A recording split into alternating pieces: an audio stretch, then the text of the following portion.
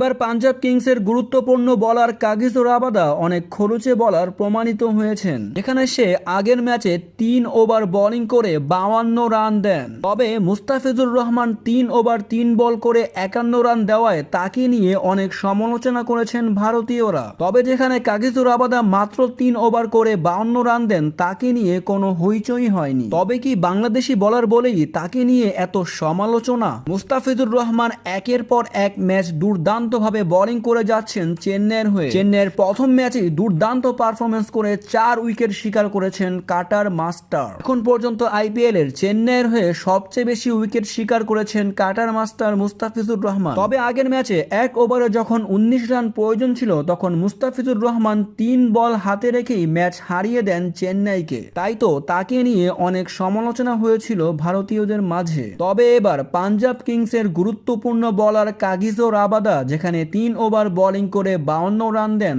তাকে নিয়ে কোনো হইচই হয়নি। মুস্তাফিজুর রহমান রান দিলে মুস্তাফিজুর রহমান হারিয়েছে, আর অন্য দলের প্লেয়াররা রান দিলে সে জিতিয়েছে, এমনটাই ভারতীয়দের বিচার। তবে এখানে মুস্তাফিজুর রহমানের কোনো দোষ নয়, কারণ মুস্তাফিজুর রহমান চেন্নাইয়ের প্ল্যানিং অনুযায়ী বোলিং করেছে। সে তার কাটার করতে পারেনি, তার স্লোয়ার দিতে পারেনি ব্যাটসম্যানদের। তাকে যেভাবে বোলিং করানো হয়েছে সেভাবেই সে বোলিং করেছে। চেন্নাইয়ের প্ল্যানিং অনুযায়ী বোলিং করে মুস্তাফিজুর রহমান ব্যর্থ, তাই তো সবার সমালোচনার শিকার হয়েছেন কাটার মাস্টার। কাগিসো রাবাদা থেকে ভালো বোলিং করেও মুস্তাফিজুর রহমান হয়েছেন হারের শিকার। তাকে দুষছেন অনেক ভারতীয়রা। তবে আরো জানতে এই চ্যানেলটিকে এখনই সাবস্ক্রাইব করুন।